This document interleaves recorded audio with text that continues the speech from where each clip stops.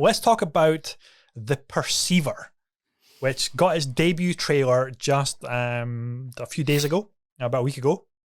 Came out of nowhere. Was not expecting anything of this. Didn't even know it existed at all. And it looks like just this amazing cross of Chinese mythology. It's something that we've talked about a lot, of wanting more Chinese mythology games as opposed to Japanese mythology, which seems to get done all the time. So Chinese mythology crossed with a bit of Ghost of Tsushima world, open world vibes, with the blistering combat from something like From Software's Sekiro. That's my kind of influences that I'm picking up on in this game. And I know, Sarah, you see games like this and you get whipped up to a frenzy, just like myself. What were your thoughts watching this trailer? Because it's a good 7-minute trailer. There's a lot of stuff in here. Yeah. I was captivated. Absolutely. I thought it was really interesting. The first sort of half of the trailer was quite like stark. Like in terms of the colors, it felt really realistic. It had a kind of, a heightened sense to it.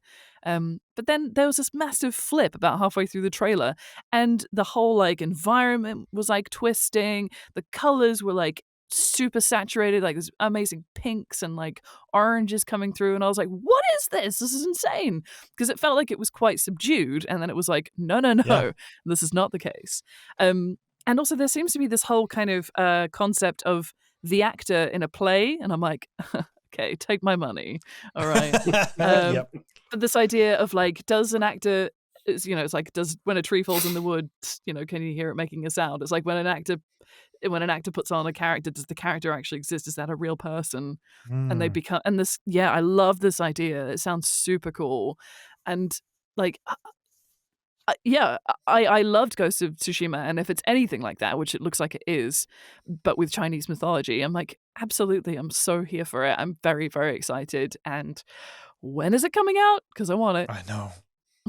There was so many like gameplay stuff that we saw as well. There was obviously a lot of like the parrying system, that chink sound of blades striking each other, which you get from Sekiro, like really tight combat, but like the poetry aspect of the playtelling.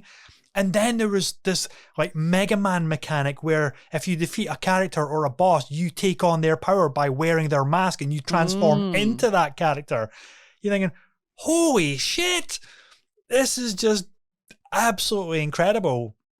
And it really seems to be, as you said, Sarah, it opened up that subdued, maybe a bit more of a straightforward Chinese set story, but then it goes full tilt, twisted into mythology, and then the environments start getting literally twisted around, and the colorscape changes, and the little bits of cinematography that we saw in the trailer as well, where there's that big boss fight. It looked like a boss fight of the character who was like raven dressed. Like that reminds me of like the one of the Bloodborne fights of the character in that series, and it just looks so beautiful.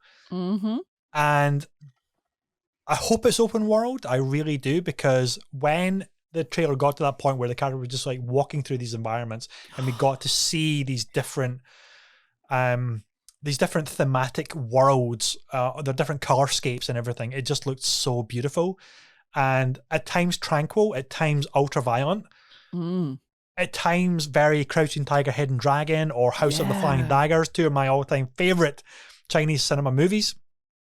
And it just looks like, okay, when can I get this? I can't wait for 2025 to get this game. I need it. I need it now. Long. Oh my God. I need it now.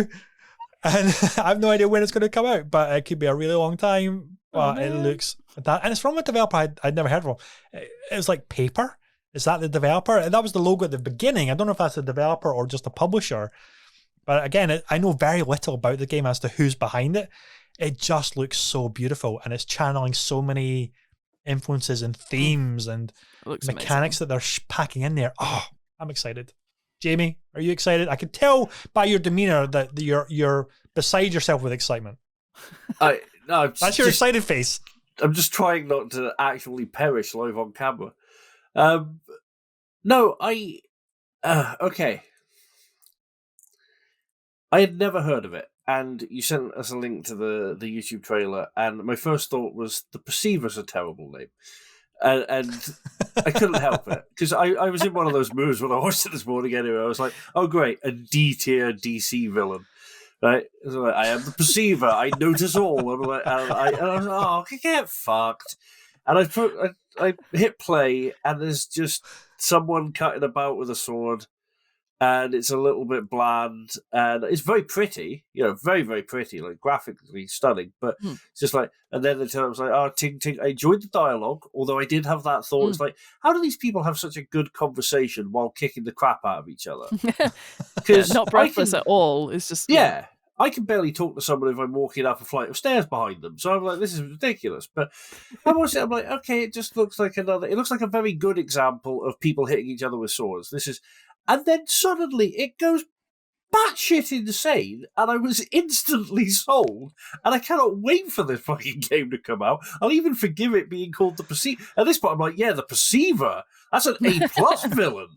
Like, I want to perceive things. But it looks amazing. I love the sort of the hint of metaphor in the dialogue about the play and like the embodiment of character. But then they're literally doing it. They pop on the mask, people turning into cherry blossom, worlds spinning, and like, good God, it looks good. I was so ready from the first couple of minutes. I was so ready to be coming on and going like, it's pretty. I don't really know, hope everyone enjoys. And then by the end of that trailer, I was I'm just throwing my debit card at the screen, going, "Take the fucking money, give me the game."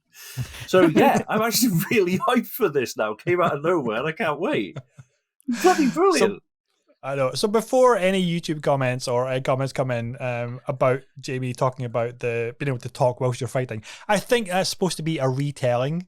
Like a narrator is retelling of the events. He's not trying to have a conversation whilst chopping somebody's head off or anything like that. No, I'm assuming. No. Who knows? We perceive these events before us, but we don't know. But yeah, it looks so good. It just looks so. Again, it's a game that came out of nowhere and it hit the PlayStation channel as if to say, there you go, guys. There's a new trailer. We're just going to drop in. No information in the YouTube description whatsoever. Nothing at all. They've just uploaded the video and forgot to put any information in there to say, yeah, this is getting worked on. What do you think? And everybody's like, oh my God, where do I wishlist this? Can we get it now? What's going on? We need to know everything. And I'm just hugely excited for it as well. But again, I get hugely excited for so many things. It gets tiresome being hugely excited all the time. I need to channel more Jamie of just being placid and aloof, of nonchalant about everything. Yeah. Wait, just have a headache for a week. You'll be fine. You'll be so aloof. It'll level you out. Yeah. Well, I have had back pain for 2 weeks. That's kind of on a par. Oh, there you go. See, that's it. You just ride that wave. Just feel the slight low-level misery at all times, and then you'll be able to. Then you can just turn it on when you need it. But no, I think seriously, it's a really good way of doing a trailer, because it wasn't like I was looking at it thinking this looks bad. I was just thinking oh, okay, this looks fine. This looks pretty. I'll wait to find out more. But this does, there's not a lot going on. And then it's like someone sits there and just leans in and whispers to you and goes, yeah, no, it's not what you think. Get ready, motherfucker. And then it just, boom. And I'm like, okay. And that's brilliant marketing to me, because it really it sold me instantly. And I always think it's like downplaying itself for a little bit and then going, no, we got shit you ain't seen. And it's just like, yeah, okay, yeah. Yep. Yeah, no, I'm really excited about this one. I'm now in a position where we've been wanting Chinese mythology games for so long. Now we're getting an abundance of them, or a lot of them, maybe not an abundance of them, but we're getting way more that are looking really, really good. And as well as the Japanese mythology ones as well, like Rise of the Ronin, which we talked about a few episodes ago. There's Where the Winds Meet, which looks phenomenal. That looks like very much a Chinese Assassin's Creed with more kind of epic presentation. We're getting this one, The Perceiver. We're getting Black Myth Wukong at some point, which continually drops trailers that look epic, and that's more around the Monkey King mythology. And now I'm incredibly worried about what Assassin's Creed are going to do with their Japanese setting and their other projects, which are looking at Chinese mythology, which are looking at Japanese mythology. And I'm thinking, have they waited too long? And now we're getting these other projects, which are really looking phenomenal. And they're just going to get steamrolled and overtaken and maybe not get the success that everybody wanted way back, like 5-10 years ago. Everybody wanted a feudal Japan setting. Now we're getting all these other games coming out that are possibly going to be doing it better and different takes on it. And is it going to get lost in the shuffle because we've now got so many? I don't know. Maybe. And it's true. I think the minute everyone found out that Assassin's Creed 2 was different time period, different setting, and when it was like, this is what we're doing, I think that was the first moment that everyone sort of went, when's Japan? Like, it instantly became a thing that everyone wanted. So yeah, like it's hype that's been built for a long time, and then so many other people have done it so well, or are doing it so well. I think you're right. They run the risk of not. They need to make a really, really solid game that lovingly treats the mythology and the history. Like, and I mean, it's Assassin's Creed. They'll struggle through whatever happens, won't they? Yeah, but it'll be really good, and it will look fantastic. Yeah, but we shall see. I know.